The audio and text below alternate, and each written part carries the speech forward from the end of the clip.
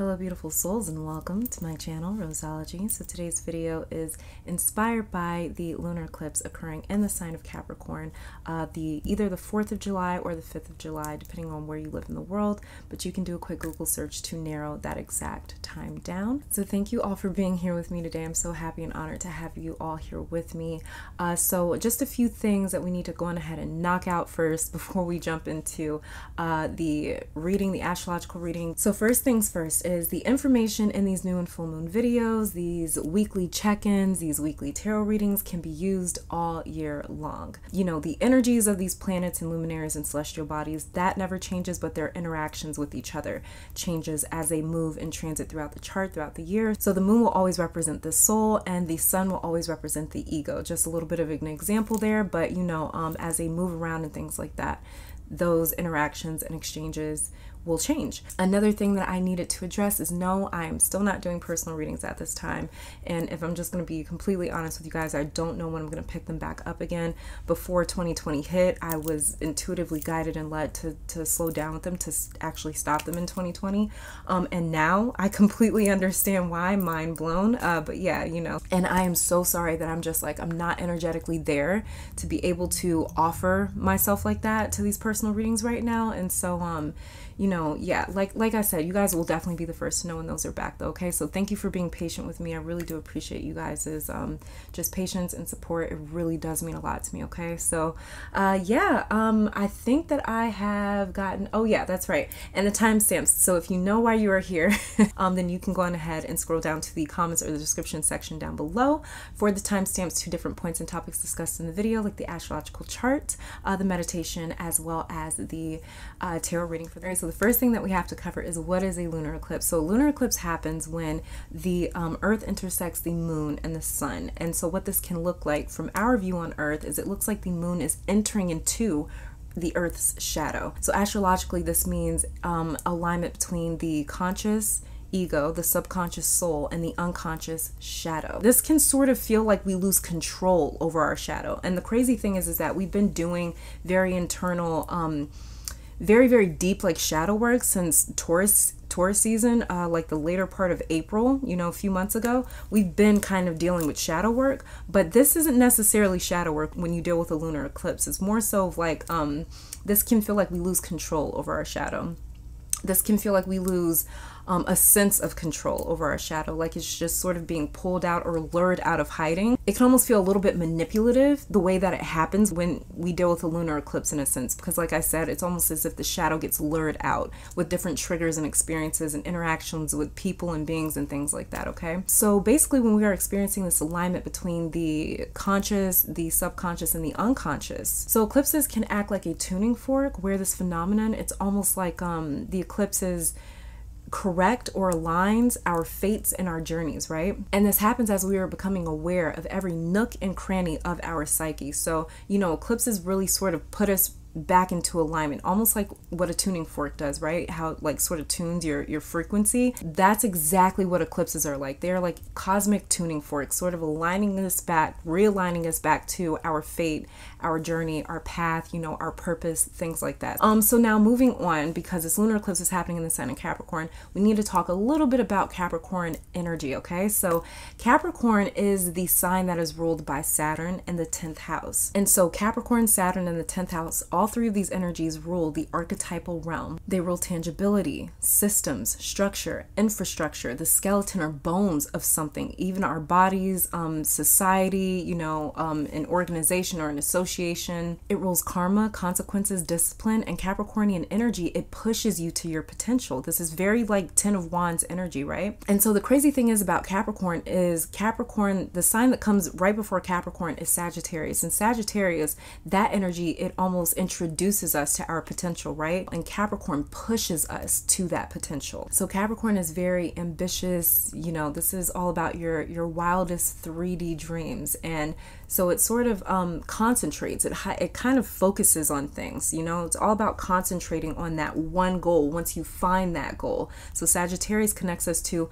where is my goal? Where is my purpose? It sort of initiates that question in us where it's like, why are we here? That's Sagittarian energy. And once we sort of pinpoint it, Capricorn helps us to pinpoint it and then to aim at it and to go after it. And the interesting thing about Capricorn is it actually used to be the home where the South Node was situated in for the last 2 to 3 years, up until about a month ago, before the South Node then moved into Sagittarius. So Capricorn's been getting beat up by 4 planets, right? Jupiter, Saturn, Pluto, and the moon are all going to be situated in the sign of Capricorn for this lunar eclipse. And the thing is that we've been dealing with Capricorn energy for a while because Pluto's been in the sign of Capricorn, and Pluto spends more than a decade in one sign. So Pluto's been in Capricorn for a while now. But the thing is that with 2020, we had a lot more planets sort of enter into Capricorn's energy. And Jupiter, Pluto, and Saturn, all 3 of these planets right now in the sign of Capricorn are currently in retrograde. The crazy thing is that Saturn, which rules Capricorn and is also retrograde, is in the debilitated degree, the 29th degree of the sign of Capricorn. And anytime we deal with a debilitated degree in a particular sign or a house, this means that we're dealing with the later degrees, right? Because there's only 30 degrees for every sign and house. And so when we enter into that 29th degree, this is like that road trip energy where like the kid keeps asking, like in the back of the car, like, are we there yet? Are we there yet? This is very restless, are we there yet sort of energy when we're dealing with the later degrees of any sort of sign or any sort of house. So this can feel like, you know, I want to go, I want to push, I want to move, I want to get out of this car, I just can't wait to get out of this car, I just want to be there. So this energy can feel a lot like I'm just so ready to be done with this chapter and to move on with my life. You know, a lot of us are feeling right now about a particular area in our life like, I'm just so ready to be done with this. I'm so done dealing with this. I've been dealing with this for so long. And the thing about Saturn is really good at navigating that final push. But because Saturn is debilitated and retrograde in its native sign of Capricorn, that means that this energy aims, hyperfocuses, and concentrates on one particular area of your life. So it's that feeling of, I want to move, but I don't know how, or I want to move, I want to go, but I know I shouldn't. So for instance, it's like, I really want to buy this house, but I know that I need to save up my money first, you know? So it's like this feeling of, I really want to move, I really want to get this done, I really want to do this, I really want to do that, but Saturn makes us very mature and it makes us extremely accountable. So Saturn comes in and says, okay, if you want to do something, then you have to take accountability and responsibility for making it happen.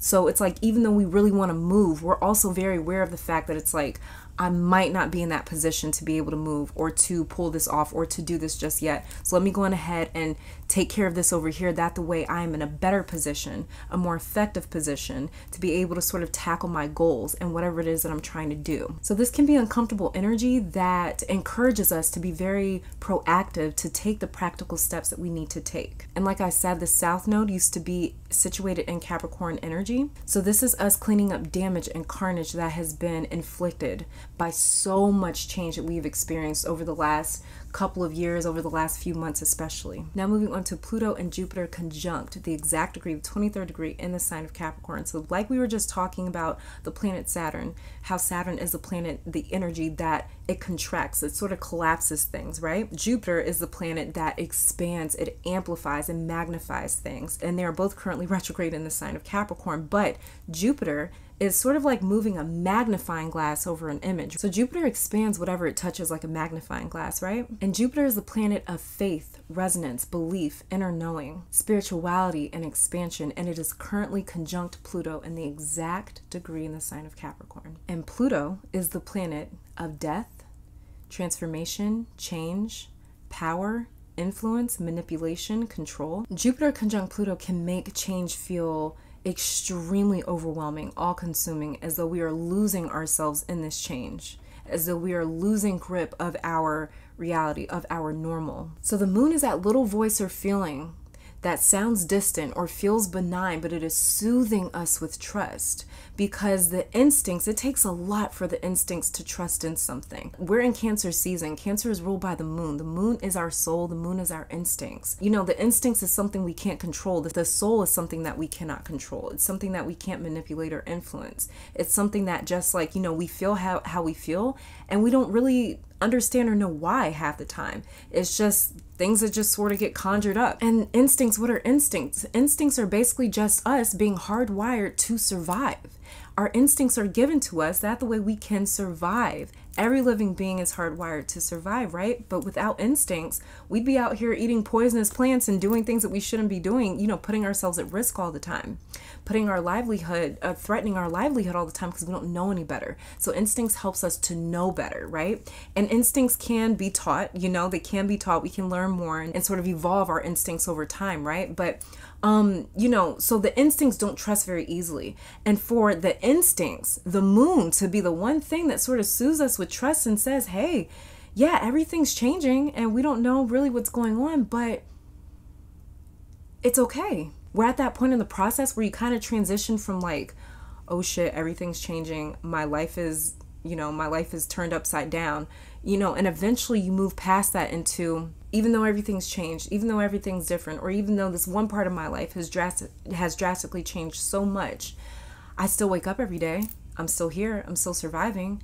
Maybe that means I'm going to be okay. So the moon, that feeling that we feel is small, but it is really starting to make sense of all the change that we've had to go through thus far. We are starting to trust this change. Like I said, the moon is instincts, and instincts, they do not trust easily. And the interesting thing is that the moon is in fall in the sign of Capricorn. So since the moon rules the sign of Cancer, its opposing sign Capricorn means that the moon is in fall there. It loses a little bit of its force. It loses a little bit of its power in the sign of Capricorn. Even though the moon is in fall in the sign of Capricorn, the sun is almost supporting it by being in the sign of Cancer, which is amazing, right? And this is what happens when we have full moons. The sun and the moon, which are already opposing forces, are sitting in opposing signs. So this is really perfect symmetry. It's perfect balance. Even though oppositions are considered hard aspects in astrology, sometimes they can be really supporting. And this is why they're referred to as hard aspects and not bad aspects, you know? Not the way people understand that, yeah, it could be a little bit of a challenge there, but it doesn't necessarily mean it's a negative thing. This could actually end up supporting you in some way, shape, or form, especially depending on how your own natal chart looks, right? So this is really good balance. With the moon falling and the sun supporting, it's almost as if things sort of like level out, and this is really perfect symmetry. This is perfect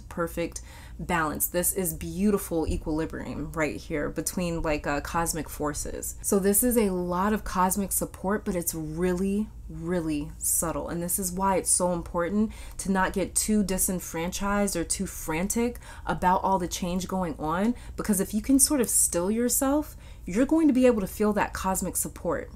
You know, even though you may feel exhausted, lethargic, tired, like the lines of reality are sort of being blurred, right? Blurred together. If you can find a way to still yourself, and we've talked about this before months ago, how meditation does not look the same for everyone. You have to develop a relationship with your meditation. I don't know if you guys remember me saying that back in like April, I think, that, you know, meditation doesn't look the same for everyone. Sitting and you know, meditating like this, meditating for you might look like singing, cooking, dancing, swimming, drawing, hanging out with friends, reading a book, you know, just being out in nature, walking your dog. It can look like a lot of different things, but it's really important to develop your own relationship to your meditative practices and rituals and things like that. That's what spirituality is. It's this completely customizable, personalized experience. And this is why, you know, I think spirituality is really taken such a, I think spirituality is really kind of on the rise, because religion can feel more stifled. Religion can feel more controlled. Like you have to do it like this, this, and this. And that's the one sort of issue that I have with religion is like, you can't give people a list of things to do and expect them to connect personally to this higher power. You could tell the difference between the people that were just coming in there because they were raised that way, that's all they knew to do, and the difference between them and the people that were legit in there because it's like they could feel that connection. And it's not just Christianity, this is in all religions. And it's not just, you know, and spirituality isn't safe from this either. There's a lot of people in spirituality that are still extremely tapped into their egos. And it's not even about completely denouncing your ego. That's not even the goal here. It's all about integrating everything and learning how to work with all these different factors. That is what spirituality is about, in my own opinion. It's all about personalizing it for yourself. And so this is why, you know, I'll get asked these questions all the time, like, am I supposed to wait for somebody to buy me my tarot deck because I've heard that's how you're supposed to do it? I've heard that this is how you're supposed to write down your intentions. I've heard that this is how you're supposed to manifest. I've heard that this is how you're supposed to do this, and that. And it's like, no, not in spirituality. No, that is yours. It's yours. You make it what you want to make it. Don't listen to me. Don't listen to anyone else. You make it how you want to make it. And if you do want to take some sort of inspiration off of other people where it's like, oh, I kind of like how they did that, then, take that and then still season it up and make it your own. But this is all about making it your own. That's the way you feel the strongest personal connection between you and this other entity, this other living being. So, people ask all the time, how do I connect to spirit? Connect to you. That's the first step. Connect to you. You're going to simultaneously connect to this higher power, connect to the universe all around you, connect to Mother Earth, to animals, to nature, to other people. Even people that you don't like, you're going to be able to connect to them. You're going to be able to empathize with them. Doesn't mean you have to have them in your life, but you will be able to see them with different eyes, through a different lens, where it's like, they're still a part of this universal matter. You realize that you are connected to everything when you connect to the self. And so if you're finding it difficult to connect to spirit, see if you have any sort of blockages or issues connecting to yourself. And connecting to you is just simply like being comfortable in your own skin and your own body, where it doesn't matter what other people say, doesn't matter what other people are doing. You know what? I feel right at home right here by myself. I can be alone and be at peace. I don't have to be around people all the time. I can do my own thing and I'm not worried about, FOMO, fear of missing out. Like, I'm at peace. I'm fulfilled. I'm good with myself. I'm good right here. That is how you connect to these other energies, entities, spirits, beings, whatever it is that you're trying to connect to. So we have a lot of cosmic support. It's very subtle, like I was saying, but we do have a lot of cosmic support, and it's really important to be able to try to stay away from the noise right now. I know I sound like a broken record. We've been talking about this for months. Staying away from the noise, staying away from the turbulence. It's sort of like, unplugging and just allowing yourself to just sit. Because when you're plugged in, you're almost clogging yourself up with all this other information, because the brain is a processor. It's like a computer. If you overload your computer is going to sit there and it's going to, be that little turning little rainbow wheel. Well, I have a Mac, so that's what it is. So it's like when we are plugged in, it's almost as if we're like clogging ourselves up with all this information, with all this stimulation. This is sensory overload. I just talked about this a couple weeks ago in the previous video with the new moon and Cancer video.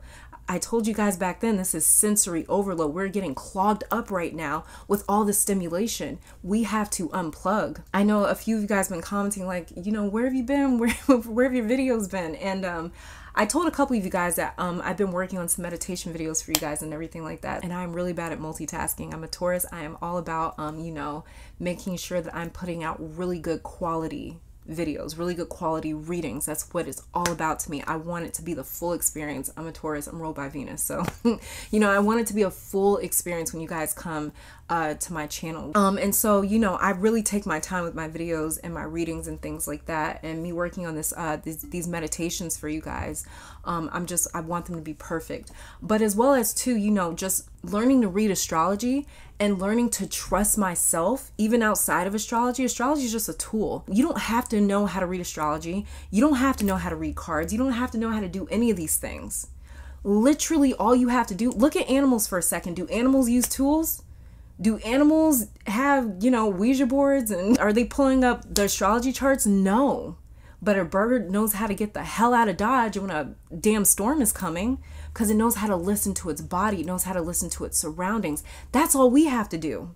We are animals. All we have to do is unplug. I remember even talking to just random people last year in 2019, and everybody's saying, literally like 9 out of the 10 people that I would meet or interact with or have a conversation with in 2019, 9 out of 10 people would say, I feel like something's coming. I don't know what it is, but I feel something coming.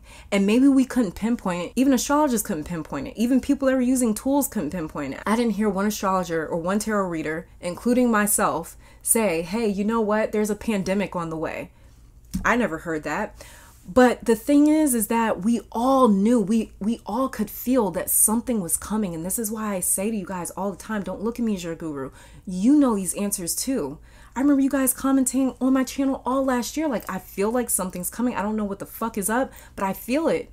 I feel it. And then boom, 2020 hits. So ask yourself last year if you felt like something was coming. Ask yourself if when big sort of experiences or moments happen in your life, did you receive some sort of premonition about them before they came, before they hit, before they happened? This is why I say, you guys, you don't need me. You don't need astrologers. You don't need tarot readers. You can already sense these things because the universe, the great creator, gave us instincts. For sure, don't blow smoke up my ass or any other astrologers or tarot readers' ass, you know, because you guys were also picking up on these things too, even without using these tools. I grew up around my mom. She's probably one of the strongest spiritual people I've ever met in my entire life, right? And she's, you know, Christian, but she's never used a tool in her life. And she has told people, like, literally down to an exact detail, exactly what's going to happen or exactly what did happen without even knowing them. And she's never used tools before in her life. So you don't need these tools, you know? You are a tool.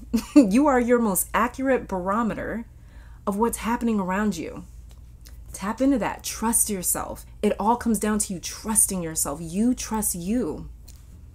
And watch, you're going to be out here knowing everything that happens before it happens because you started to trust yourself, because you started to have faith, because you started to exercise your own tool, which is you. So Sun in Cancer is breaking down the ego, and the Moon in Capricorn is building that emotional discipline and endurance, which is really what we need right now, you know, because it's like, it kind of works opposite when you have a hard outer shell and just like this inner soft gooey mess, right? It's like, no, you kind of want to be strong from the inside out, you know? You want to kind of do from the inside out, not the outside in.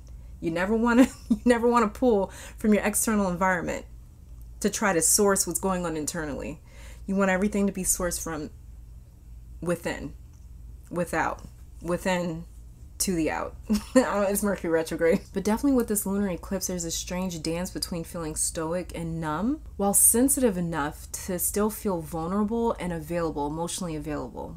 All right, you guys, now moving on to Neptune retrograde in the sign of Pisces, Mercury retrograde in the sign of Cancer, and the Moon sextile a retrograde Neptune. Okay, basically, like we had already sort of established, Moon and Cancer represents the soul in astrology, right? Neptune operates on a higher octave than the Moon because Neptune is extremely polarizing in a sense. She's extremely bewitching. She disorients, she sort of muddies and confuses things a bit. But Neptune, she has such a strong gravitational pull. And plus she's a generational planet. She moves extremely slow. She spends about a decade in a sign or so. So she does a lot of, not necessarily damage, but you know, she has a lot of influence. She has a lot of force when it comes to her energy. And so if the Moon represents the soul, then we can see Neptune as almost like a Merkaba. And a Merkaba, to the ancient Cometians, ancient Egyptians. But basically a Merkaba is like a vehicle, right? That is able to transport the soul in and out of different dimensions and realities. And Mercury, which rules the mind, perception, curiosity, communication, how we learn, is retrograde in the sign of Cancer. So Mercury retrograde in the sign of Cancer, Neptune retrograde in the sign of Pisces, both of these water signs really blurs the lines of reality. And this may be another reason why you feel sort of numb on and off during eclipse season, where you just sort of enter in and out of these states of feeling numb, feeling spaced out, feeling like you're not there, and then feeling extremely stimulated, extremely like sensory overload, extremely like, oh my God, I can feel everything. Is sort of like phasing in and out of this weird sort of, I can feel everything, I can't feel a damn thing. So it's like this weird back and forth, and +2 Venus in the sign of Gemini. It's kind of like this weird dance back and forth of how we are perceiving things and how that perception is influencing our emotions, our feelings, our energy, our vibration. And Mercury, which rules the mind and perception, which is retrograde, you know, the mind can't tell the difference between a thought and reality, fact and fiction, fantasy and something that's real. The mind can't tell. The mind is just going off of perception. It's just a processor of perception. Maybe this is reality, maybe that's reality. It doesn't really know, because reality kind of doesn't exist. It's more so of like a construct that humans have made up, right? But you know, we've made up these ideas of what normal and the truth and reality actually is, and it's like the mind doesn't fucking know. And Neptune, which is all about disorienting perception, removing you from one reality and placing you into another. Neptune blurs the lines of everything. That the way there are no constructs. There are no limitations. There are no boundaries. You know, there is no you versus me. There is no me and you. There is where everything's one. Everything is interconnected. So with Neptune disorienting perception, combining that with that Mercury retrograde energy, this can feel extremely ungrounding and uprooting. So it's really, really difficult to feel secure right now. And all the change that we've been experiencing globally, personally, societally, you know, this can really sort of amplify this feeling of, oh my God, I don't feel like I have solid ground to put my feet on. Thing with Mercury being retrograde is Mercury retrograde really cements us into the present moment. It forces us to be present. It forces us to slow down. It forces us to stop and to connect with the right now. But the problem with Mercury retrograde at this point in time is that the present doesn't feel very grounding anymore. That's why I'm saying you have to find your own way, because it might not work for you to just sort of lay down or sit and just sort of, you know, get present for a few minutes or whatever the case. You might have to sort of switch up your tactics when it comes to that if you're having issues getting grounded, becoming present. So the problem with this is the present doesn't feel as centered.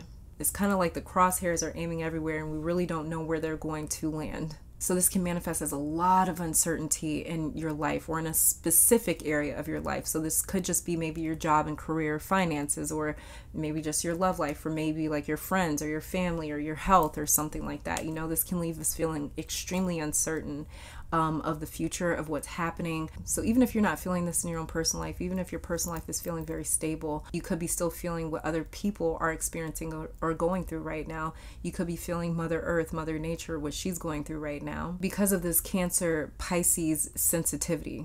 Cancer and Pisces, all the water signs, are highly sensitive to the subtle realms. But the good thing about this, though, is that it is extremely easy for us to connect to something outside of us, to connect to something bigger than us, to connect to a higher power, to connect to another energy or a deity or another source, right?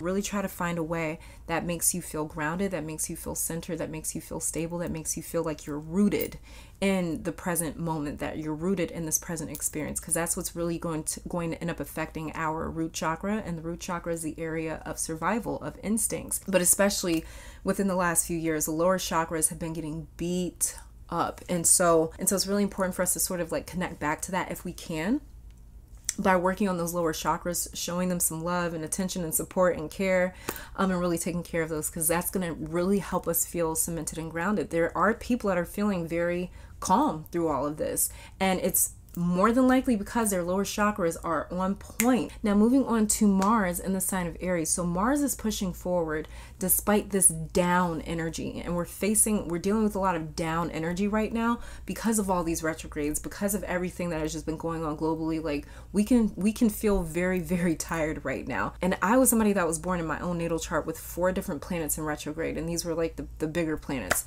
So for me, when planets go retrograde like this, it pulls on my energy. So Mars being in the sign of Aries, this is Mars pushing forward despite the down energy. And so with Mars pushing forward, this is also adding to that ungrounding, uprooted sort of feeling where it's like the rug has been pulled from underneath our feet because of the simple fact that Mars is trying to push forward and all these other planets that are retrograde are like, sit down, relax. Let's just chill here for a second. So it can cause this weird sort of feeling of like not being on solid ground again, you know? This can feel like a wave taking us somewhere that we have no control over. And with Mars sextile Venus in the sign of Gemini, and Gemini is ruled by Mercury. Like I said, Mercury is a very curious energy, and Venus right now is currently in the sign of Gemini. And Mars sextile Venus in the sign of Gemini is very curious about all these new experiences. Even if she's not open to them, she's very curious about them. She has a lot of questions. She's wondering about them. She's looking at them. She's observing them. So this can manifest in our own personal lives as us being open to the newness and this change of scenery, despite the fact that this transition has been so difficult or so drastic, right? But this can still sort of manifest as like, okay, maybe I'm kind of open to it. And Venus in the sign of Gemini also as well encourages us to make this experience, you know, to customize this experience, that the way it fits us, that the way it is satisfactory for us, you know, that the way we can get something out of it. Venus is kind of all about what can she get out of certain experiences, because she rules the five senses. So she's all about stimulation. She's all about value, worth, experiences. And so Venus in the sign of Gemini, she's encouraging us and saying, make this experience your own, personalize it, customize it. If you don't like this transition, find a way that you can sort of shift it or transition it that the way you do like this experience. So let's just say like your relationship ended and you didn't want that to happen. You really did not like that. Venus in the sign of Gemini is encouraging you to look at the benefits that you are getting out of not being in that relationship anymore. Focus on the glass half full. Okay? We also have the North Node in the sign of Gemini. I told you guys when the North Node first moved into the sign of Gemini, South Node first moved into the sign of Sagittarius like a little over a month ago or so. I told you guys back then that this is all about us filling up our own cup. We have to be able to fill up our own cup so that the way when life is happening and things are happening that we don't want them to, we're able to have more control over our over where our eyes focus on, basically, if that makes sense. So it's like, instead of us focusing on, oh my God, I didn't want this relationship to end, it's like, no, let me gain control of my perception and let me shift it to looking at the benefits of the fact that this relationship ended. Even though I love this person, what are the benefits here? Okay, now I can focus on me. Now I can focus on my health. Now I can focus on my career. Now I can focus on whatever it is that I want to focus on. Now I can focus on my friends. Now I can focus on my family, whatever the case, you know? Or now I can focus on falling in love all over again. So Venus in Gemini, she's really encouraging us to see the light at the end of the tunnel, the glass half full. Now moving on to the final thing that I want to cover in this astrological chart here is Uranus in the sign of Taurus. And I feel like we do not talk about this placement enough. But when Uranus first entered into the sign of Taurus, I remember saying back then on my channel, like over a year ago, that this was going to be a very strange time where we are going to see celebrities acting very strange, and not just celebrities, but people in our own personal lives. We're going to see these weird, you know, we might consider them phases.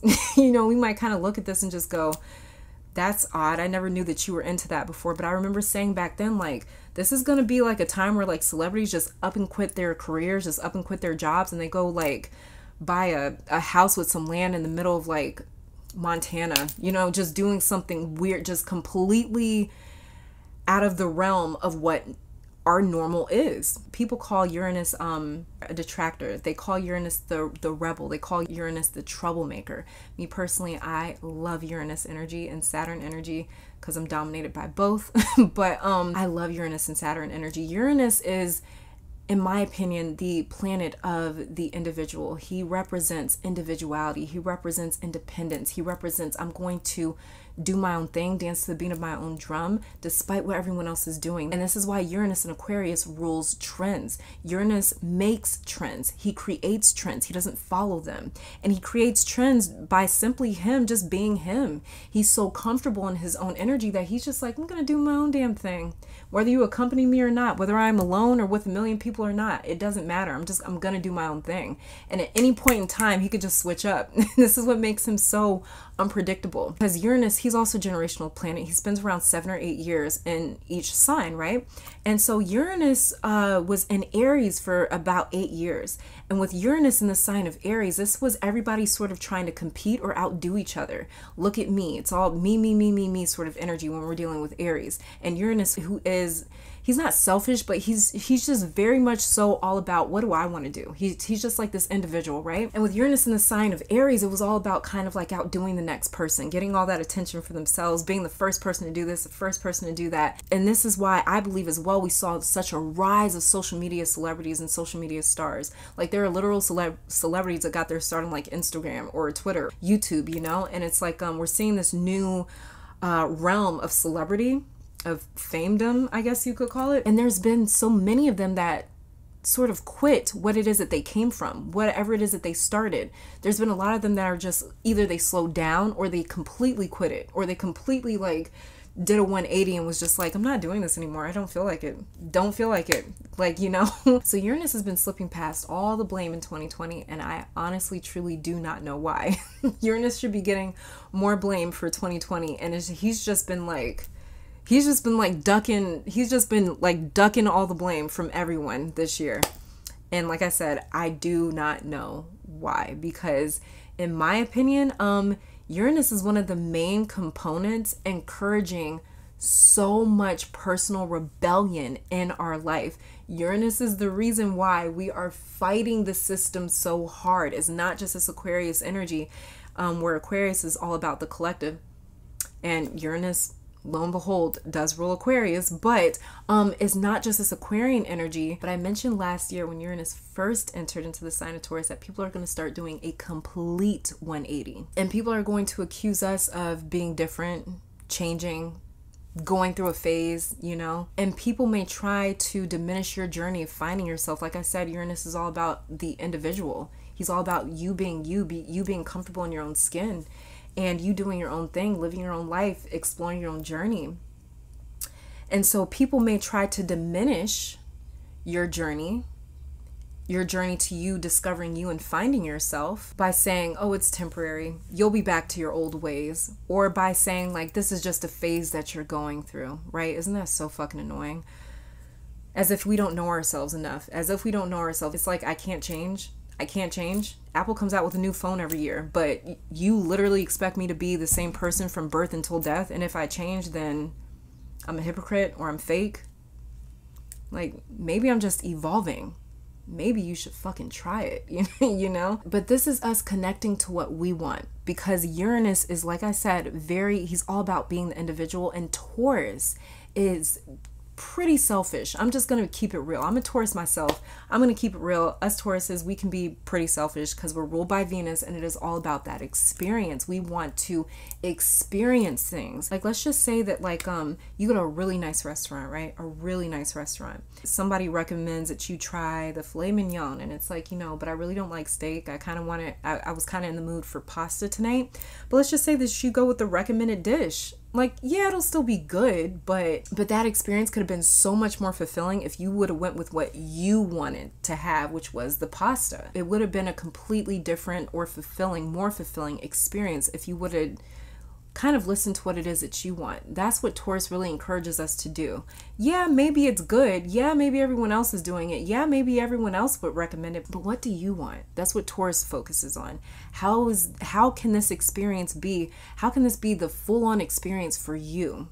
Let's personalize it. Let's make it yours, you know? So Taurus really connects us to things. It's the bridge. That's why Taurus rules the Hierophant in tarot, the bridge between two different realms, two different energies. It's that connection. It's all about the connection. So with Uranus, who is this individual, and Taurus, who's all about the connection, let's make it mine. This is very kind of me energy, but it's different from the Aries me energy. Aries is more so like me because they want to show off, and they kind of want to be like the first ones to do it and be like, I blaze a trail for you guys, you know? You have to follow my footsteps, because Aries is the first sign. And that's what Aries is committed to doing. But Taurus is more so like, well, what if I don't go that way? Because over there looks pretty cool too. And so Taurus sort of deviates, and Uranus is really sort of amplifying this defiant energy. I'm a celebrity, or I'm just a normal person where people know me as this and people know me as that. What if I want to drop the identity that people know me as? What if I want to drop the hobbies that I do? What if I want to drop the relationships, the people that I've been friends with, because I'm just not growing anymore? What if I want to push myself to grow? What if I want to push myself to connect to a completely new experience? And this is sort of the choice that we're all being faced with is, do you want to keep doing more of the same? So this is us connecting to what we want, despite what we're supposed to want, or we're taught or told to want. It's like getting off from work on Friday after a long work week, and you have no more obligations, no more responsibilities, no more hats to wear, no more places to show up, no one else to consider. It is your time to be selfish. That's why you worked. So you could later on take that time to be selfish and to fill your own cup. Self-preservation. So this is us, the people, craving something that's more real, not staged. No matter how rough around the edges the truth may look, it's still more preferred than perfection.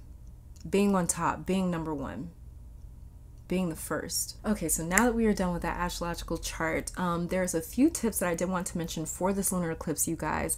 One thing that was really heavily seriously coming through is music. Music. That is one of the biggest tips that I have for this lunar eclipse. Vibration, vibration, vibration. So like we were talking about in the beginning of this video, how eclipses sort of tune our energetic fields. Music does the exact same thing, because we are vibration. Everything is vibration. Everything it is that you see is vibrating at a certain frequency. It's just happening so quickly, and it's happening on such like a microcosmic scale that we can't necessarily pick it up. One of the things that I do when I am setting intentions, or I'm trying to like make some sort of a herbal mixture, or you know, I'm working with herbs, things like that, is I will take the herbs that I'm working with, I'll charge them like under the moonlight, like the day before a new or full moon. And what I'll do is then afterwards, I'll dump those herbs into like my sound bowls here. And this is the G note bowl for the throat chakra. And basically I will play my intentions into the herbs, right? And I actually did this for my altar, because I have an altar to maybe I'm not even gonna say who, but basically yeah, I had a dream how she wanted me to set her altar up for her, and she wanted me to get some lemons for her, so that might be sort of like a little indicator of who I'm talking about. But yeah, I put my lemons in the E-note bowl, which is a massive bowl that I have over here. But I put all these lemons in this E-note bowl. I did this for her, and what I did was like, this one's massive. but what I did was I struck the bowl with the lemons in it. I'm gonna do it now, so warning. And I just sort of played it softly. And I spoke my intentions into the lemons. I spoke my intentions into the herbs and things like that. And I did this for as long as it felt right, or as long as I felt that I needed to.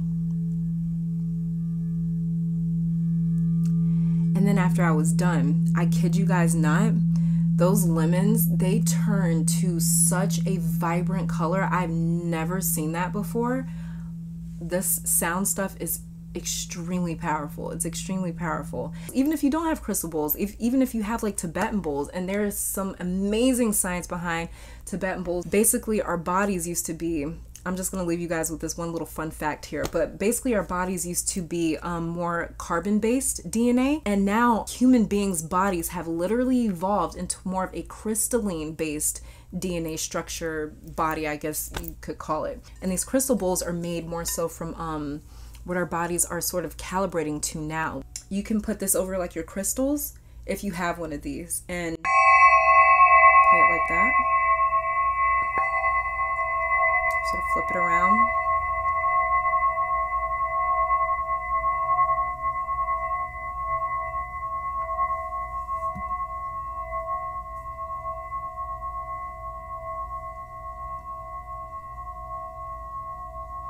And you can just sort of let it twirl around your different crystals, your herbs, your intentions, whatever it is. Like, sound is so extremely powerful, and I've been using it more and more and more in like my intention settings and things like that. I used to just use my voice, and then I started to get into different instruments and things like that. I even have a crystal harp too. If you don't have any sort of tools, as you're writing down your intentions, use your voice. You can just speak, you can sing if you'd like, you can do different sort of chants, you can make up poetry. Like, I've literally made different incantations and things to my altars, to the beings that I celebrate, venerate. On my altar, I've made different incantations, which is basically like a poem in a sense, you know? And I'll say those things over and over and over again until I conjure up that energy. And that's how you put yourself in a trance. The body goes into a trance, and the body is just a tool.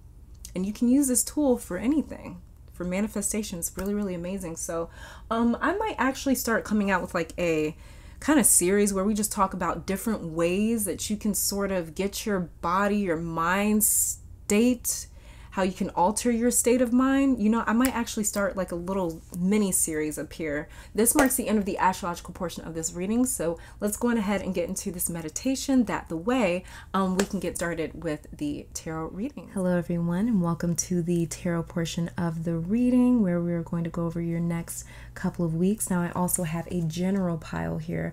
This pile here is for the general reading for all of us collectively, okay? And the 3 piles down here will be your personal selection over the next couple of weeks to see the energy that you're going to be personally dealing with in your own life over the next 2 weeks after this eclipse, okay? Yeah, I am going to have to sort of rush through these messages because for whatever reason my battery has not charged. I've been having technological difficulties like all day the last few days thanks to this Mercury retrograde, but you know, I'm working with it here. But don't worry, I will not be skimping out on the message. I never ever do that, you guys. So, and if you want any more details where I really go into depth talking about the energy that this eclipse is stirring up over the next couple of weeks, then make sure that you check out the astrological portion of this video, okay? So yeah, let's go on ahead and get started with this meditation. So this is pile 1, pile 2, and pile 3. So I'll give you guys about half a minute here to meditate on each pile, and halfway through this meditation I'm going to be placing crystals for those of you that like to pick piles with objects on them. So let's go ahead and get started with that meditation right now.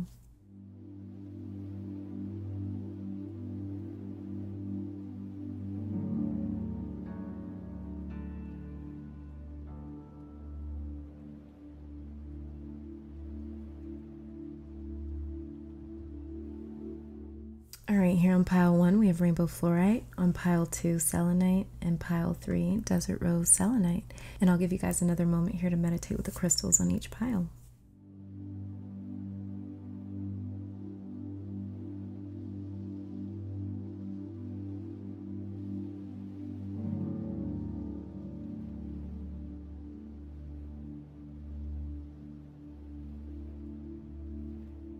Hello you guys, and welcome to the general reading of this video. So I do apologize for the setup. The format has changed because I ended up filming the astrological portion of this video yesterday on Saturday, 4th of July, and today's Sunday the 5th. And so I'm going to go on ahead and knock these readings out pretty quickly. I'm going to kind of run through them a little bit because this is the day of the lunar eclipse, and I like to spend my full moon and new moon days just sort of really focusing on the energy and things like that.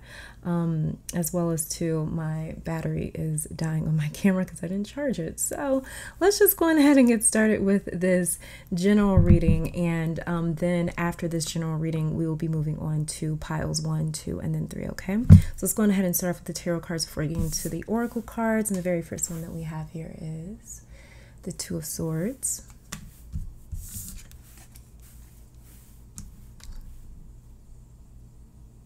the Sun in reverse,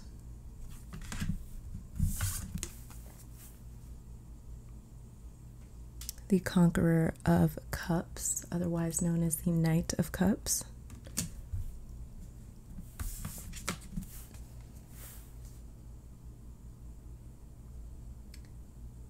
and the 2 of Coins.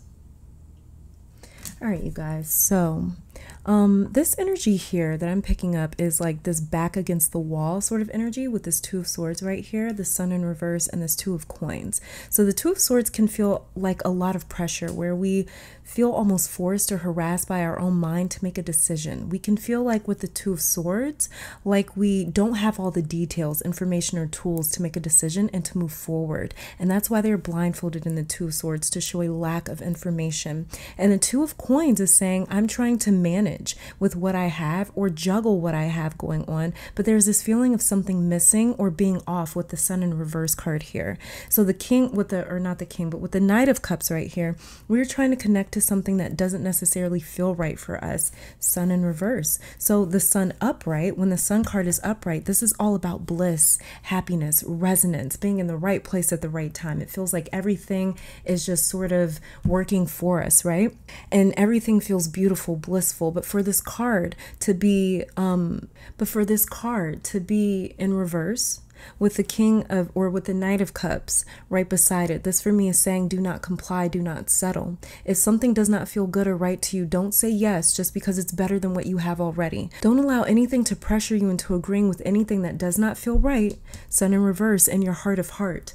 Knight of Cups. So, it's like you've been managing this long with what you have. So wait a little longer for what's meant for you, for what belongs to you to come to you. For example, like let's just say you meet someone great, but they don't necessarily check every box. Or maybe on paper they're amazing, but the chemistry isn't necessarily there. This is saying do not settle just because it seems okay, or just because you won't be lonely, or just because you can say you're in a relationship now. Stay true to your intentions, prayers, and what you've been working for and asking for, and do not settle, okay? Don't settle. Don't ignore the red flags either. That just came through with the Sun card in reverse here. Do not ignore the red flags. Don't ignore the things that are sort of sticking out to you and saying, well, this isn't necessarily what you asked for, or this isn't necessarily what I asked for. If something like that is sticking out to you, then don't settle. Do not settle. Don't force yourself to be okay with it. Just wait a little longer for that thing that you truly want to come in, okay? Let's go ahead and check out you guys' oracle cards here for this general reading to see what we have. And so we will start off with, we're just going to flip them all over. So the very first one that we have here is worry. I'm learning that worry doesn't change an outcome. Okay. Okay. Then for your essential oils card here, we have... I don't even know how to pronounce this, you guys, so I'm not going to try to, but it says, this is the card of flow. Trigger statement, why are things such a struggle? True statement, I am in the flow.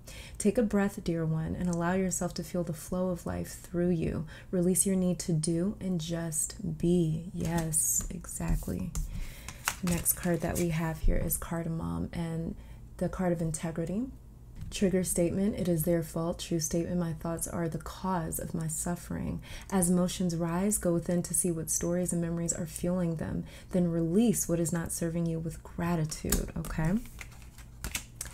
Then we have here the card, I don't know, Amaryllis, I don't even know. And this is the card determination and creative achievement. You can't use up creativity. The more you use, the more you have. And this is by Maya Angelou. Beautiful. And then the final card that we have here is past life, present power, the many spiritual faces of you for the general reading. Okay, so starting off, we're just going to start off with these cards over here. So starting off with Arborvitae. I don't know.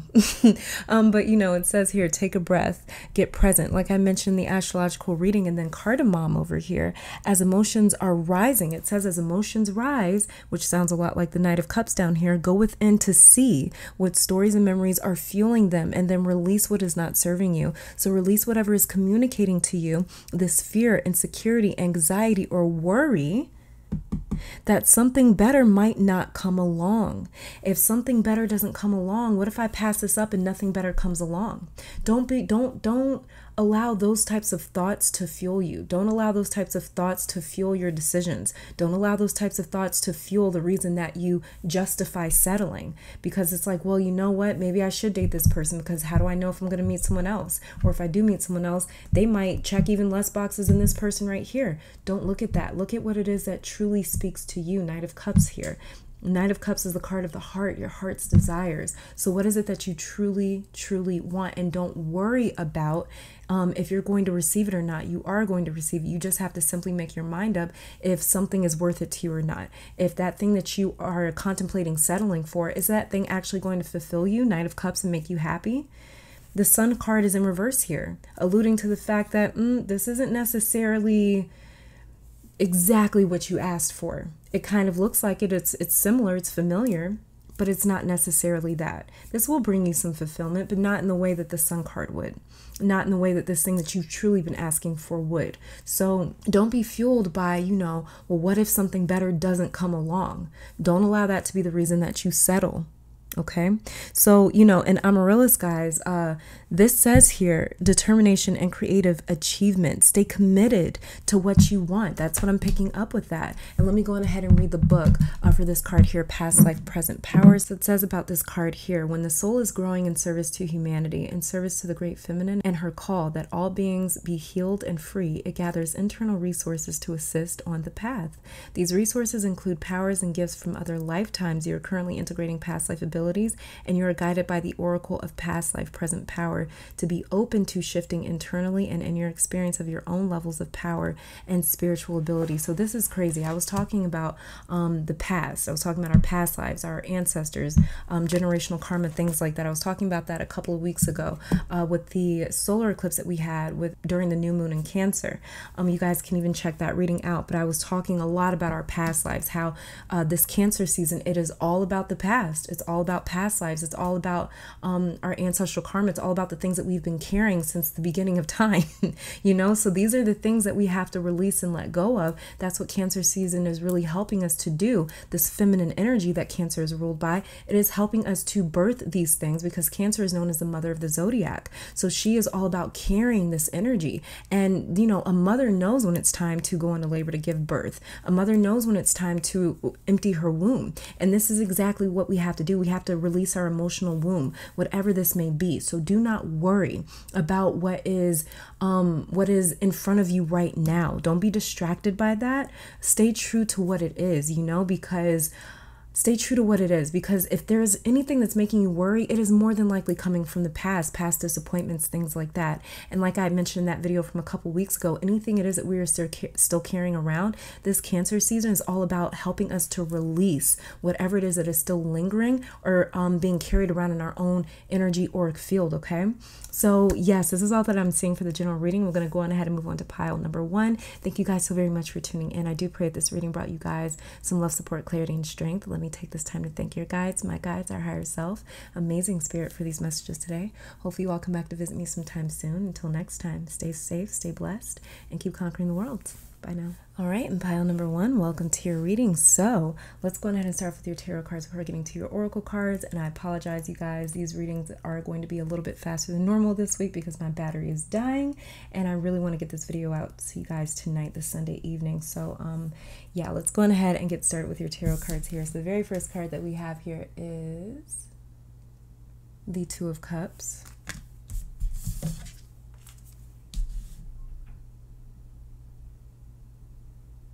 The Six of Wands, and the Two of Wands in reverse. Okay. All right, you guys. So, all right, pile 1. So we have the Two of Cups, the card of union, the Six of Wands, the card of success, and the Two of Wands in reverse. So this week, pile 1, I'm picking up you trying things out another person's way instead of your own way, because the Two of Wands, right here, this is The Two of Wands is someone that has taken their inspiration from the Ace of Wands, and they have started to develop a plan on how to bring this inspiration into life. So this is someone preparing the vision, a vision for a future that they are aspiring for, a future that they can only see or live right now through their mind's eye. So it seems like this week and the week following, there could be someone, it feels like a friend, but it could be a romantic partner or family member or someone else that introduces you, or you maybe introduce them to an idea that the both of you begin sort of developing on. So this could as well be as simple as you divulging your plans, which have been pretty secret up until now, to make like a big change or move or go after a dream. And this person you confide in may actually have some useful feedback for you that will actually help in the long run. So this could also be an opportunity or an invitation that you've been working for coming to you through someone else. As well as pile 1, I'm seeing you and someone important to you get on the same page about the future and about the life that you were trying to build. I see you and this person working or planning towards it. A lot of really positive, healthy partnership following the eclipse for many of my pile Wands this week, which is really, really amazing. It looks like a lot of union. It looks like we're getting on the same page. It looks like we're figuring things out. It looks like we're actually getting somewhere. We're actually making progress. We're actually getting something done. You know, we're much better as a unit than us alone, than us individually. That's what I'm picking up here about these next 2 weeks coming up, pile one, is you sort of realizing, like, you know what, I do need this extra help or support. I do need this person. I do need these people. I do need something in my life that I was trying to do on my own before. And I see you sort of coming to grips with that and actually starting to see a lot of progress, starting to actually see a lot of headway towards whatever goal, dream, vision it is that you have for your future. I really do see you starting to make progress with it, but you don't look alone to me. To me, you do not look alone. To me, it looks like somebody is accompanying you. And it definitely looks like a human person, not just your spiritual team. This looks like some sort of human partnership here. Somebody that is really seriously, you know, they have their sights set on the same sort of success and the same sort of future that you do. Maybe it's not the exact same, but, you know, it's the same as, like, you know, I want us to be successful. I want us to do good. I want us to make progress. I want us to get this done. I want us to actually get somewhere with this. You know, I want us to actually be able to turn this vision into reality. And it's just like the same sort of page energy here, which is amazing. Yeah, let's go on ahead and get to you guys' oracle cards here. I'm just making sure that I don't see anything else. This Two of Wands is kind of sticking out to me. The only thing that I would say to be careful of is you and this other partner may clash a bit. If you try to dominate with your ideals, or if they try to dominate with their ideals, you know, this has to be equal. This has to be an equal partnership in order for this progress, in order for this success to come about. It can't be that you're feeling like my idea is better, this other person feeling like my idea is better. Like, no one can feel like I know better than you do, because that's going to cause some rifts here. But as long as people stay away from their egos, this is going to be very, very, very successful. It looks like, for me, this looks like something that you're starting with, like a friend, a family member, a partner as well. Could definitely be a romantic partner that you start something with, for sure. Yeah.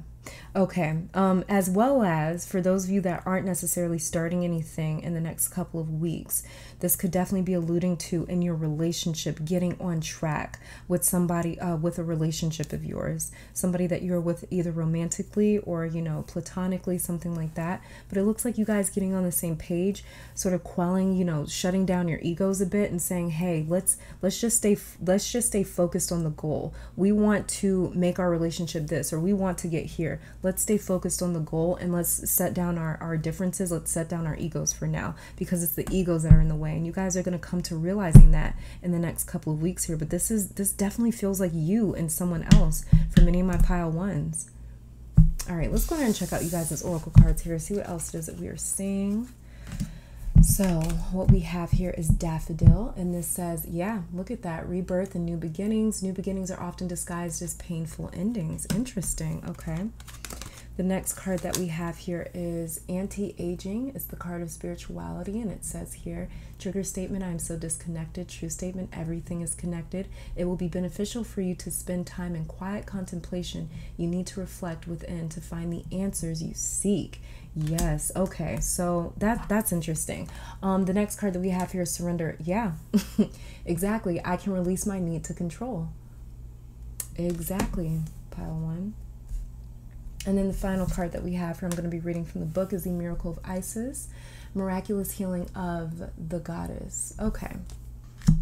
So the anti-aging card is really sticking out to me, but this is telling me that you are searching for how to trust this upcoming week and the week following, pile one. You are searching for ways on how to surrender or trust in someone else's advice, plans, or ideals. This is you taking a leap of faith, but it's going to feel so right for you once you do it. Once you sort of get going, once you sort of like get into this groove of you not working alone anymore, of you maybe going into this partnership.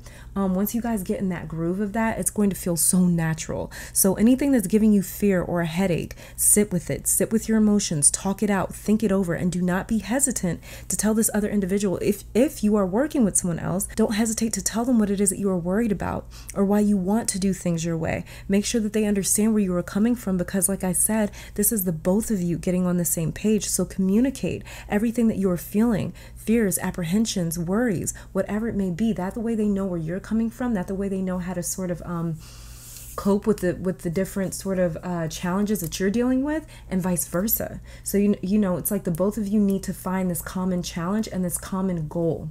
That's what I'm saying here. You need to find a common challenge and a common goal, something that the both of you can put your powers, put your energy into. And you can really tackle this, whatever this may be. Let me go on ahead and read the book for this card here, you guys, to see what it is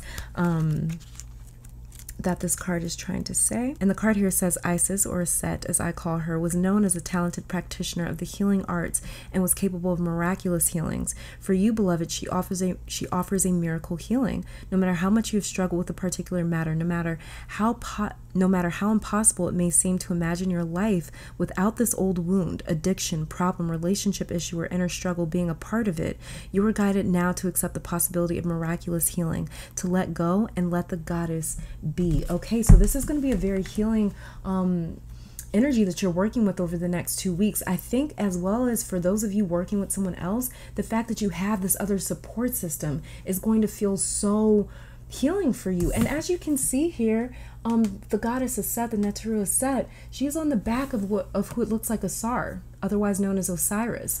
And so Osiris was her partner. It was her partner that was taken away from her. You know, he was killed by her brother Set. And but as you can see, he is holding her up. He is supporting her. This is what I'm seeing for you over the next couple of weeks, pile one, is you having the support and that being extremely healing for you. So this is going to be sort of like this miracle team that sort of gets put together here over the next couple weeks between you and this other person, possibly for very many of my pile ones. But this looks like a really good next couple of weeks for you as far as getting on the same page with somebody in your life, which is really, really beautiful. But yeah, this is all that I'm seeing here for my pile ones. Thank you guys so very much for tuning in. I do pray that this reading brought you guys some love, support, clarity, and strength. I want to take this time to thank your guides, my guides, our higher self, amazing spirit, for these messages today. Hope you all come back to visit me sometime soon. Until next time, stay safe, stay blessed, and keep conquering the world. Bye now. All right, and pile number 2, welcome to your reading. So we're going to be starting off with your tarot cards before getting to your oracle cards. And I'm so sorry, you guys, but I'm going to have to sort of kind of rush through this reading because my battery is dying and I'm filming this on a separate day. So it's just a lot going on. And I really want to get this video out tonight, if at all possible, this Sunday evening. Okay, so let's just go on ahead and jump straight into this. The very first card that we have here is the Conqueror of Coins, otherwise known as the Knight of Pentacles. Then we have here the Ruler of Swords, otherwise known as the King of Swords. And we have here the Star in reverse. Okay, so these are very, very still energies that I'm picking up on pile 2. This feels like a lot of observing, contemplating, maybe even talking or having conversations with this Knight of Swords here.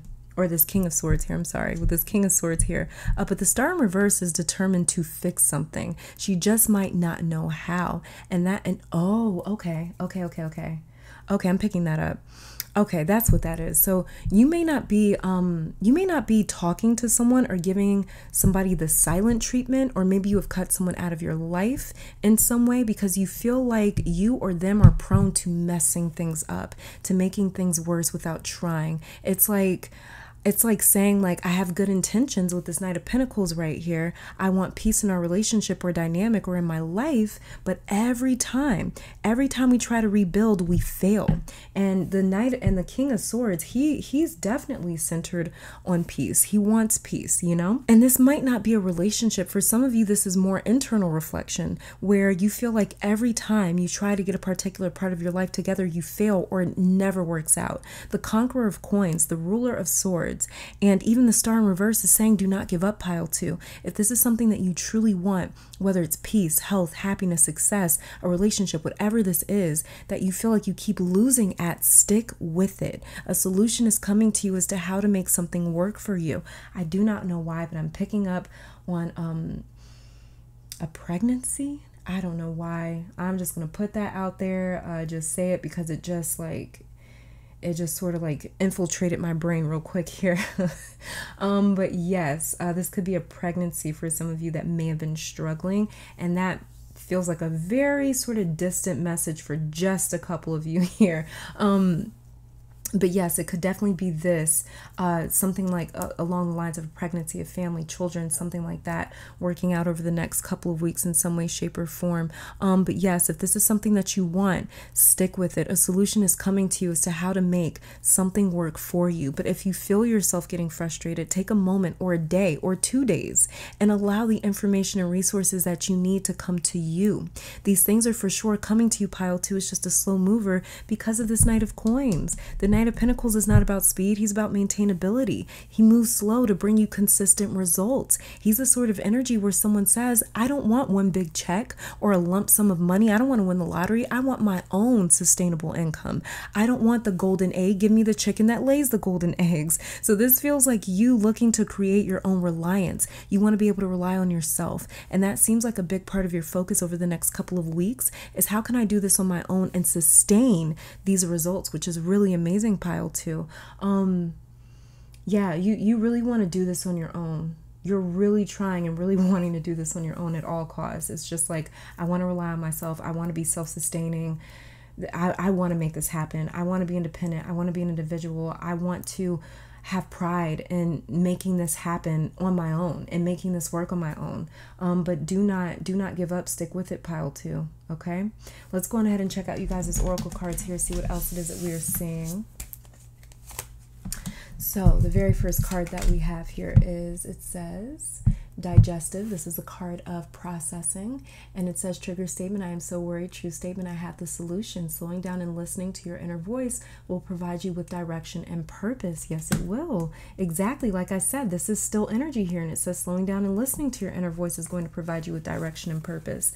The next card that we have here is eucalyptus, and it says here, it's the card of reset, and it said, yeah, and it says here, trigger statement, I am sick. True statement, I am alive. It is time to embrace a new way of being, one filled with health and the freedom to create a new reality. That's exactly what you're doing with the star. Like I was saying here, you want to do this on your own. You want to say that you did this on your own. And it says here, one filled with health and the freedom to create a new reality. It's time to embrace a new way of being. I love that. The next card that we have here is peony, and this is look, pile 2. Look, what does that word say? It says prosperity and compassion. Prosperity depends more on wanting what you have than on having what you want.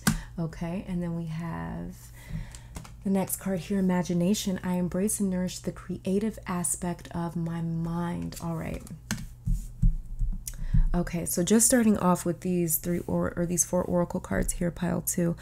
So these oracle cards here are saying you are in control, pile 2. It is time to embrace a new way of being and the freedom to create your new reality, as well as the processing card here, right here.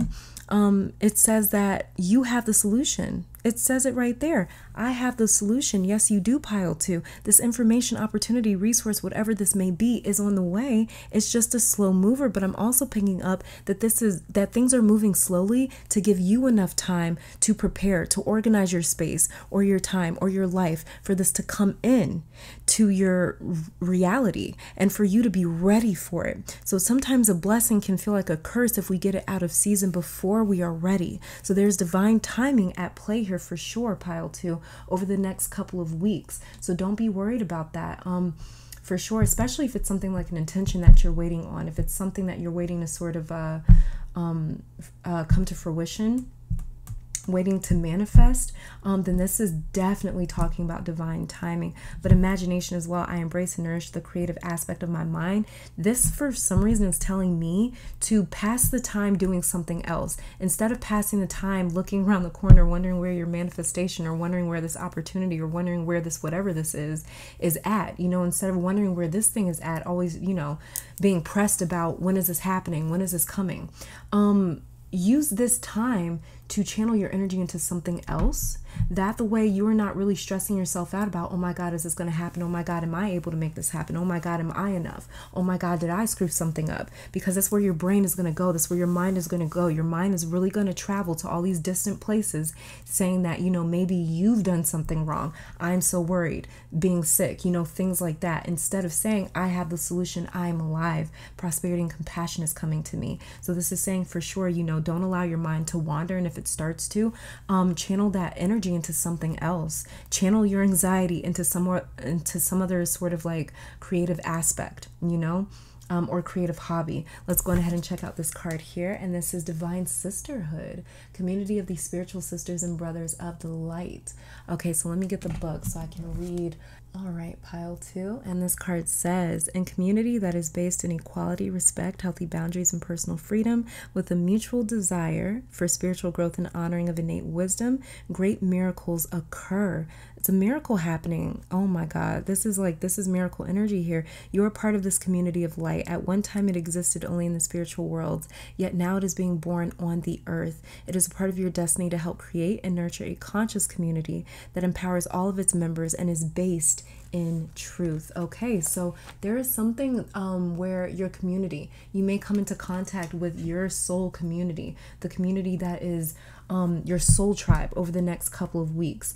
And you know, this may be why right now you're being still at this moment, is to prepare you for this new community or this new group of people or whatever it is that you sort of run into. This time, this still time right here may be preparing you, sort of resting you up for this newness that is coming into your life, this group, these people, whatever this may be. You're resting for a reason. Anytime that our spirit is led to rest is because it is preparing for something that is coming up. And most of the time we're just not consciously aware of it, but the spirit is always aware of everything that is coming into its realm, basically. So, you know, listen to your spirit. If it is telling you to stay still, to take some time, to get quiet, to get present, to rest, listen to that, because it is trying to prepare for something and it needs that rest time, opportunity, and space to prepare. Okay, so this is all that I'm seeing for my pile 2. Thank you guys so very much for tuning in. I do pray that this reading brought you guys some love, support, clarity, and strength. I want to take this time to thank your guides, my guides, our higher self,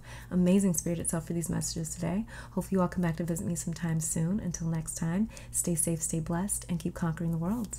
Bye now. All right, and pile number 3, welcome to your reading. So we're going to be starting off with your tarot cards before getting to your oracle cards, and I'm going to go on ahead and apologize for sort of rushing through these readings because my battery is dying. I really want to get this video out for you guys tonight, this Sunday evening, so I'm kind of charging through these, but you know, we're still going to hit on some points and get some messages for the next couple of weeks coming up. So let's go on ahead and jump straight into this. So the very first card that we have here is the Sovereign of Wands, otherwise known as the Queen of Wands.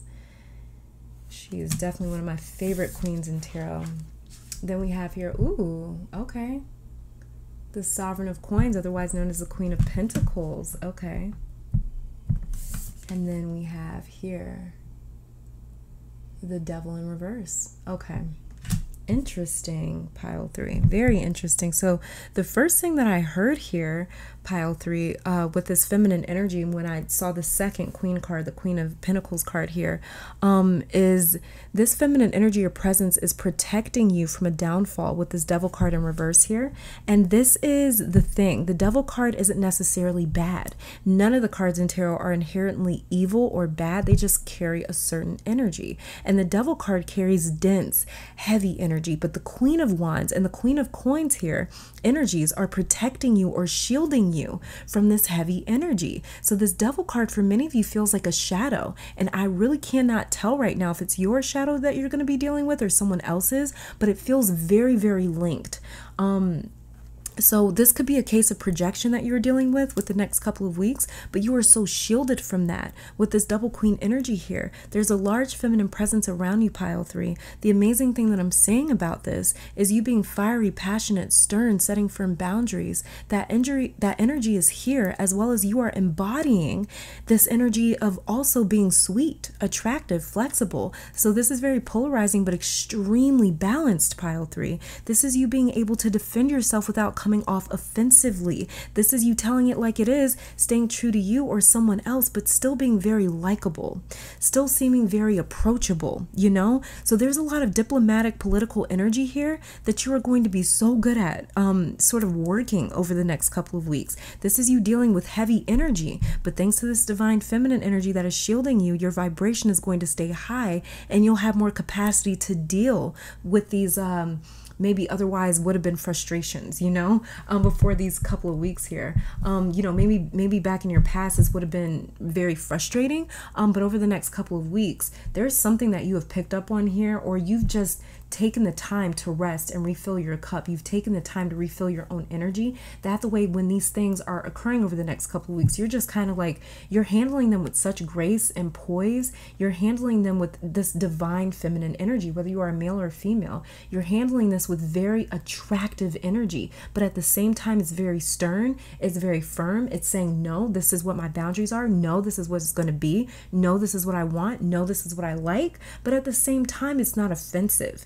It's still something that's very attractive. It's still something that carries a lot of chemistry and a lot of charm, which is interesting. It's like I've never seen intimidating charm. Not even intimidating. It's just like, it's like firm. This is very firm. Like, I'm not budging. Like, don't think that just because I'm polite or nice that I am, you know, a pushover. No, this is like the exact opposite of pushover energy. This is like, this isn't passive at all. This is very, I'm here, I'm a dominant force. You're going to respect me, but at the same time, you're also coming off very attractive. And I don't know if that's the right word. And when I say attractive, I don't mean like physically attractive. I mean like you're still coming off. This could be physical attraction. This could definitely for some of you be you putting your foot down with someone and then being even more interested in you because they see this sterner side of you. It's like you're showing both sides of you over the next couple of weeks, but you're maintaining this beauty as well. It's like it makes you more beautiful. It makes you more relatable. It makes you more attractive. I'm trying my best to sort of find the words to describe this, but it's very strange. It's like, yeah, you're definitely doing this very interesting dance here of saying what you need to say while also setting amazing boundaries and people receiving it. Like, people are going to be so receptive. That's what I'm picking up. Whatever it is you sort of put out there, whether or not it's like sort of stern or firm, people are going to be so receptive towards it. You know, even if they're the ones that are like receiving it, even if they're the ones that are receiving your boundaries, that are receiving your sort of stern energy, it's like they're going to be so receptive. They're going to be so okay with it. And I don't know how else to describe it, but yeah, you know, yeah. Some of you as well recently set intentions to release something negative or dark from your life, as well as to gain some extra control over something in your life. You did this on a full moon recently, sometime this year of 2020. Let me just say, Pile 3, that it's working. You and your spiritual team kicked ass and have successfully broken this energy down, so it's not affecting you anymore. So this is really good news coming in, Pile 3. It's not running your life anymore, which is amazing. Yeah, let's go ahead and check out you guys' oracle cards here. I gotta get through these before my camera dies. I would be just so distraught if that happened. So yeah, the very first card that we have here is the card Dignity, and it says, a wise man has dignity without pride. A fool has pride without dignity. Confucius said that. Then here we have the card Grief. I understand that losing something is an opportunity to appreciate it. Wow. Okay. Wow. And then we have here the card Detoxification, Cleansing. Trigger statement, I will never change.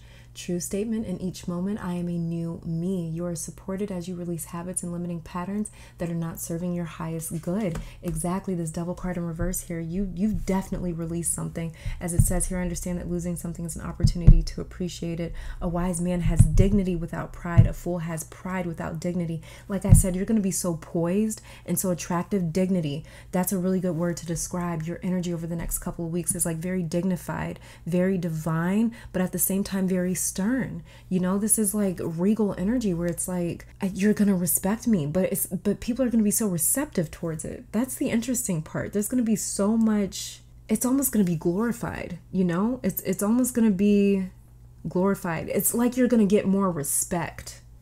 This is respect all day that I'm picking up here, pile 3. You're going to be getting respect from somebody that maybe gave you a hard time in the past, or somebody that maybe thought they could get over on you, or somebody that thought maybe you were a pushover.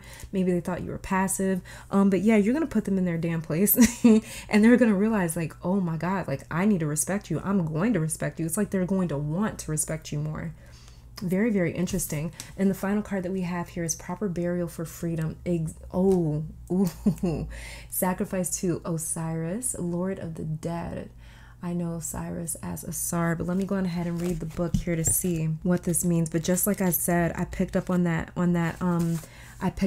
message here with the Devil card in reverse, that whatever it is that you may have sort of tried to banish from your life with a recent full moon this year, sometime this year, you're releasing it. And Osiris, otherwise known as Asar, or Asar, otherwise known as Osiris, he is the god of the dead. He's a Netru of the dead, right? So he is the one that is responsible for basically taking things out of our life that we no longer need. And he sees them as sacrifices, offerings to our blessings, right? So let's go on ahead and read the card here. And so we have, in order for life to flow and express itself, that which belongs to the world of death must be released. There's nothing to be gained and everything to be lost by trying to hold on to that which no longer serves us, which is better left to die, though it takes great spiritual courage and trust to allow this to happen.